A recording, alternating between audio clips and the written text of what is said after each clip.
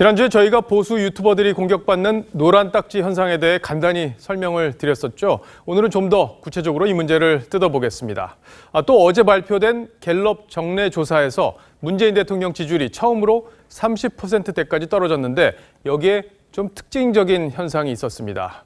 그동안 콘크리트 지지층으로 꼽히던 30대 그리고 호남에서 이탈 현상이 두드러졌는데 오늘은 이 두 가지 이슈를 집중적으로 뜯어보겠습니다. 오늘도 김미선 기자와 함께합니다. 자, 김 기자, 어제 갤럽 조사를 보면 중도층 민심 변화가 두드러지더라고요. 네, 이념 성향별로 봤을 때 중도층에서 36%까지 떨어졌습니다. 전주에 비해서 10%포인트 급락한 겁니다.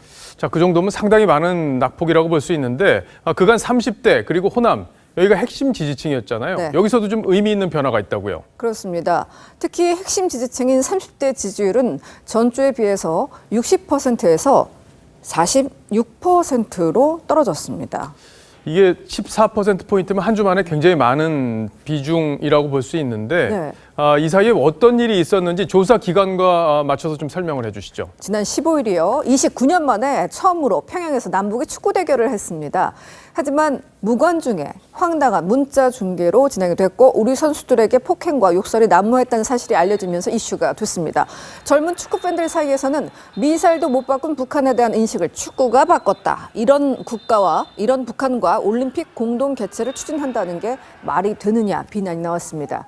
그리고 17일 새벽에는 선수단이 입국했는데 손흥민 선수의 말도 젊은 층의 마음을 흔들었습니다. 그쪽 선수들이 상당히 되게 예민하게 반응하고 심한 욕설도 많이 와갔던 것 같습니다. 북한 선수들이랑 유니폼 홍보해놓고 굳이. 일부 네티즌은 이 발언에 대해 손 선수가 흑화됐다, 변질됐다, 또 남북 평화에 기여는 못할 망정 정치의식이 없다고 비난하기도 했습니다. 축구 문제가 상당히 관심이 있었기 때문에 젊은 층의 마음을 흔들어 놨다고 볼 수 있겠는데 또 다른 핵심 지지층 호남 이쪽도 민심이 지금 악화되고 있다고요. 네, 변했습니다. 광주 전라 지역은 76에서 67%로 떨어졌는데요. 서울과 대전, 충청, 부울경 지역의 낙폭은 3에서 5%포인트였는데 이보다 2.5배 정도 높은 수치였습니다. 결과적으로 경제 문제 그리고 조국 전 장관 낙마 그리고 평양 축구 이런 악재들이 한꺼번에 터지면서 민심에 좀 의미 있는 변화가 있다 이렇게 정리할 수 있겠습니다. 자, 그러면 유튜브 노란 딱지 얘기를 좀 해봐야겠습니다. 이 진보 진영 네티즌들이 보수 유튜버를 구글에 신고하고 이 신고 건수가 쌓이면 구글에서 노란 딱지를 붙인다. 이건 지난주에 우리가 설명을 해드렸잖아요. 네. 그렇다면은 이 유튜브가 붙이는 노란 딱지 이거 실제로 볼 수 있습니까?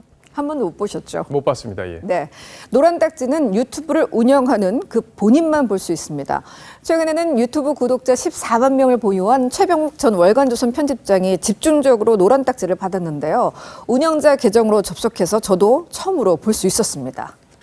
몇몇 영상을 보면은 노란색 표시가 있던데 노란색이 붙으면 어떻게 되는 건가요? 유튜브 측에서 영상에 광고를 붙이지 않습니다. 수익이 발생하지 않아서 정말 큰 손실이 됩니다. 심할 경우에는 계정을 그냥 스스로 폐기해버리기도 합니다. 영상은 그대로 살아있는 건가요? 네, 그렇습니다. 그렇기 때문에 영상은 저희가 볼 수 있는데 광고 없이 바로 영상이 플레이됩니다. 보수 성향의 원로 논계 김동길 명예교수 유튜브는 대부분 광고가 안 붙어서 바로 영상을 볼 수 있었습니다. 안녕하십니까, 김동길입니다. 근데 이 노란 딱지 공격을 누가 하는 건지 또 어떻게 하는 건지도 궁금해요. 네. 일부 친문 성향의 네티즌들이 외국에 서버를 둔 SNS 단체방에서 이런 작업을 하는데 저도 그 방에 들어가 있습니다. 이 방에는 그날 노란 딱지를 붙일 유튜버 3개를 선정해서 공지를 합니다. 신고하는 방법 설명도 공지합니다. 그래서 저도 직접 지침에 따라서 약 20개 정도 신고를 해봤는데 1시간 정도 걸렸습니다. 시간이 생각보다 걸리는군요. 네. 수십 개의 영상을 직접 보고 문제 발언을 찾아서 신고를 한 뒤 그 신고 이유를 적어서 접수를 하려면 꽤 끈기가 필요합니다. 마치 소를 끌고 논밭을 가는 것처럼 근현대적 방법으로 농사를 짓는 것과 같은데요. 그래서 이 작업은 은어로 밭갈기라고 불리고 있습니다. 밭갈기.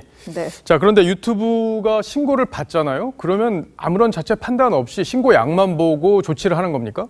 신고가 쏟아지면 유튜브 측이 자체 커뮤니티 가이드라인 저촉 여부를 검토를 합니다.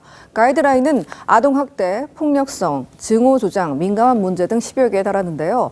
우르르 몰려가서 신고를 해도 결정은 결국 유튜브가 하는 겁니다. 하지만 유튜버들에게는 뭐가 문제인지 알려주지 않고 단지 대부분의 광고주에게 적합하지 않아서 노란 딱지 붙인다. 이렇게 통보만 전해집니다. 굉장히 모호해요, 기준이. 그러니까 이제 저희는 기자 생활을 오래 했지만 적어도 이 정도면 문제가 될 것이다, 안 될 것이다 정도는 알 수 있는데 그런 점에서 납득이 되지 않는다는 것이죠. 자유한국당 윤선직 의원은 사업자의 사업 활동을 부당 방해해서는 안 된다는 공정거래법 조항 위반을 적용해서 이 네티즌들을 고발할 계획입니다. 요즘 유튜브로 세상 소식을 접하는 분들이 참 많은데 온라인 공간에서도 진영 간 치열한 전투가 벌어지고 있군요. 김미성 기자 잘 들었습니다.